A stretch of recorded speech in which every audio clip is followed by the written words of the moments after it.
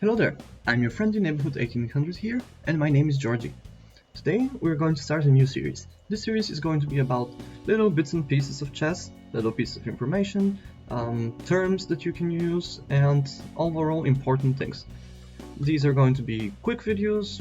I'm going to try and keep them under 4 minutes, and then let's start right into it. This video is going to be about Fianchetto. You might hear this term a lot. What is a Fianchetto? And it's exactly what you see on the board. Fianchetto is this formation here. You play your G pawn, your B pawn, and that is respectively for black as well, and you put your bishop on the large diagonal.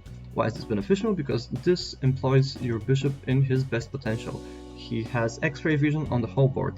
This situation that I'm showing here is of course unusable for a real game because you can always take some stuff, but you get the general idea. This is it. So now you know the term and the question is how to implement it in your games.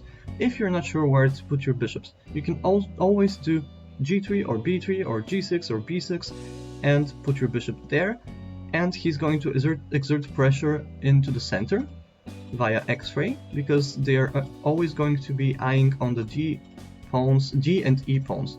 In this case it's exactly the same. So you're going to fight for the center a bit later. A way to help your bishops succeed in their quest is by playing your pawns with complementary colors. What does that mean?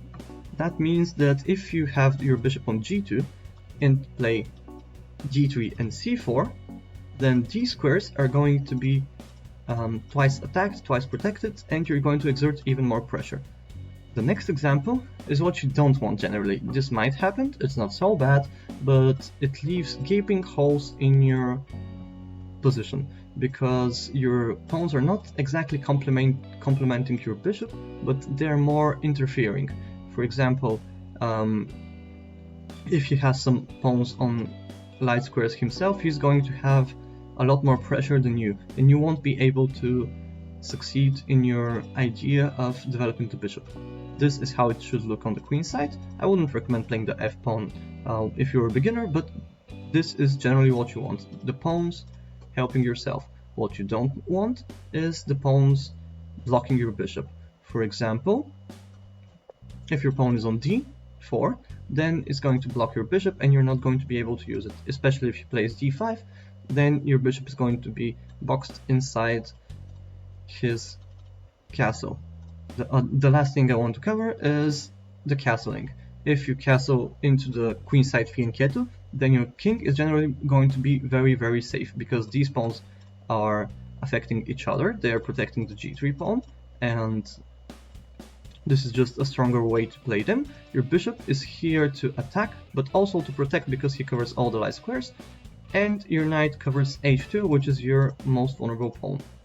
Your F2 pawn is covered by your rook. So everything is nice.